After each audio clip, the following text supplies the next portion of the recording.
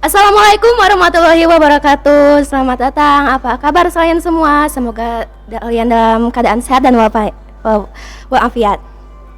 Alhamdulillah, pada kesempatan kali ini kita bisa mengadakan podcast sosial FF bersama Fani Samiasi dari kelas 10 IPS 5. Apa kabar Fani? Alhamdulillah, baik. Alhamdulillah. Nah, Fani, seperti yang kita tahu nih, rukun iman itu pasti setiap orang muslim pasti tahu kan ya. Tapi menurut Pani nih, rukun iman itu seperti apa di mata Pani? Oh, kalau menurut saya itu ya, rukun iman itu percaya dan meyakini bahwa Allah itu ada ya. Tapi bukan hanya Allah saja. Rukun iman itu mencakup 6 hal. Yang pertama, iman kepada Allah. Yang kedua, iman kepada malaikat. Yang ketiga, iman kepada kitab. Yang keempat, iman kepada nabi dan rasul. Yang kelima, iman kepada hari akhir. Dan yang terakhir, iman kepada qada dan qadar gitu. Oh iya, jadi wajib ya hukumnya rukun iman itu? Iya, wajib bagi setiap umat muslim gitu. Oke. Nah, tapi nih faktanya banyak sekali umat muslim yang justru enggak gitu loh, sama sekali enggak mengimani rukun iman itu. Dan itu kayak menjadi sesuatu hal yang lumrah gitu. Menurut kamu gimana sih tentang masalah itu? Kalau menurut saya ya, itu kan dari diri kita masing-masing gitu. Kalau kita gak percaya akan adanya rukun iman, kenapa kita menjadi seorang muslim gitu. Nah, kalau menurut saya itu nggak lumrah gitu, gak wajar gitu. Gitu.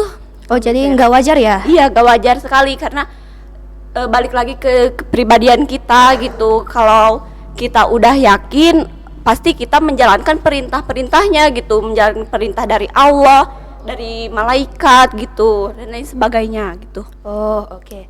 Nah, kira-kira Pani bisa memberikan contoh gak kepada yang lain supaya bisa lebih mengimani rukun iman itu? Oh, oke. Untuk contoh yang pertama ya, iman kepada Allah. Allah itu memerintahkan setiap umat Islam itu dalam sehari itu menjalankan sholat selama 5 waktu ya. Jadi sebagai umat Islam kita itu harus menjalankan ibadah itu gitu. Yang kedua, iman kepada malaikat sebagai manusia, dan dari ke-10 malaikat itu ya ada salah satu malaikat yang ditugaskan untuk mencatat segala perbuatan amal manusia gitu. Nah, untuk itu kita bisa mengimplementasikannya dengan cara kita berbuat baik gitu. Selain itu, kita itu akan dicatat itu amalnya sama malaikat ya.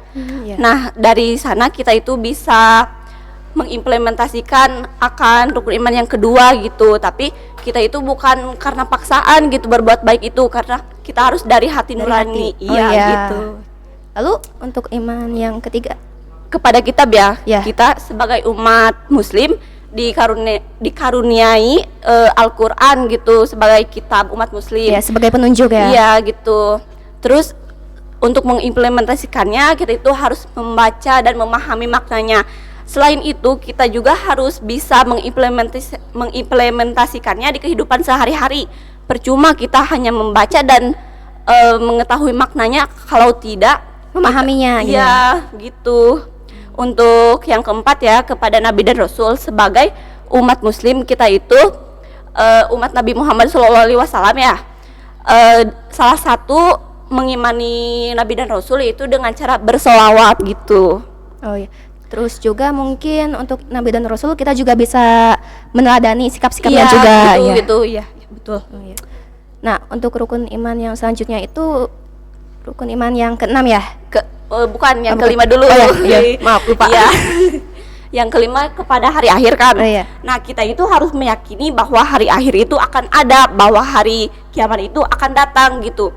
Tapi waktunya itu kita tidak mengetahuinya ya. Hanya Tuhan yang tahu. Iya, hanya Allah yang tahu kapan datangnya itu.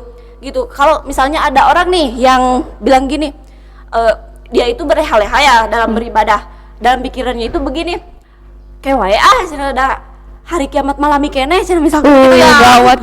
Iya, itu orang kayak gitu itu orang mungkin otaknya itu rada stres kali ya. Atau mungkin kepunya otak. Iya, mungkin kayak gitu ya.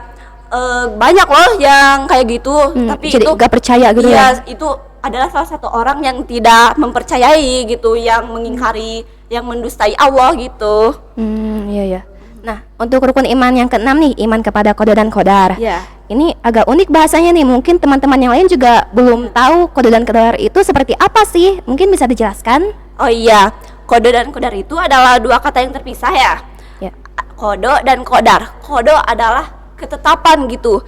Jadi Allah itu udah menetapkan sesuatu itu akan terjadi. Misalnya nih, salah satu contohnya itu seorang ibu itu mengandung seorang anak kan. Nah, Allah menetapkan bayi itu akan terlahir menjadi seorang anak laki-laki gitu. Nah, akan tetapi menginjak usia yang beberapa bulan kemudian ya, si ibu itu melakukan USG ke pihak medis. Nah, mereka itu mengatakan bahwa bayi ini adalah perempuan gitu. Akan tetapi yang terlahir itu adalah laki-laki. Jadi pihak medis salah tuh kan. Jadi kita bisa membuktikan bahwa ketetapan Allah itu ada gitu, karena sudah tertulis di kitab Lauhul Mahfuz gitu. Oh ya, jadi maksudnya ketetapannya itu mungkin kita itu harus, kalau sudah ketetapannya ini ya udah itu ya, gitu ya. Udah tidak bisa dirubah lagi gitu. Gak bisa nawar lagi gitu. Iya, nggak bisa lah. Terus yang kedua itu kodar ya. Kodar itu bisa kita katakan dengan takdir gitu. Di sini takdir itu terbagi menjadi dua, yaitu takdir mu'alaq dan takdir mubrom. Mubrom dulu ya. Untuk takdir mubrom itu takdir yang tidak bisa diubah karena hampir sama dengan ketetapan ya, tapi ini agak berbeda gitu. Contohnya itu jodoh dan kematian gitu. Kita tidak mengetahui kita akan berjodoh dengan siapa, akan mati kapan gitu. Itu semua udah Allah tetapkan di kitab Lauhul Mahfuz gitu. Dan untuk takdir mu'alaq ya, takdir itu bisa diubah. Salah satu contohnya apabila kita itu nih sebagai manusia kan ya, kita itu dikasih otak yang lumayan kurang pintar gitu ya. Iya. Akan tetapi kita itu mempunyai keinginan, mempunyai kemauan, kita pengen lebih baik, kita pengen pintar gitu. Nah, kita itu segera rajin belajar gitu, rajin mencari ilmu gitu. Nah, semua itu akan berubah dengan usaha yang tadi. Selain usaha juga harus dibarengi sama doa ya. Oh, jadi kalau memang kita berusaha, jadi takdir itu bisa dirubah. Iya, begitu. Contohnya nih, orang yang tadinya kurang pintar menjadi pintar karena dengan rajin belajar gitu. Oh ya. Jadi kalau untuk takdir itu intinya kita itu harus, kalau takdir yang tidak bisa diubah nih ya. Jadi kalau misalkan kita memang diberikannya itu, jadi kita ya udah kita pasrah dengan itu. Dan kita harus mensyukuri apa yang kita punya gitu ya. Gitu. Oh iya. Oke. Terima kasih Saudari Pani. Ya, sama-sama. Terima kasih sudah mengundang saya di podcast kali ini. Nah, teman-teman semua, gimana nih perbincangan kita sama Saudari Pani? Seru kan? Nah, jangan lupa dukung Social Vibe di official YouTube channel SMA Negeri 1 Matarucek. Jangan lupa juga untuk terus voting Social Vibe. Karena kenapa? Karena tentu saja supaya kami bisa menang lah. Iya. Ya udah. Kalau gitu sekian dari kami Social Vibe.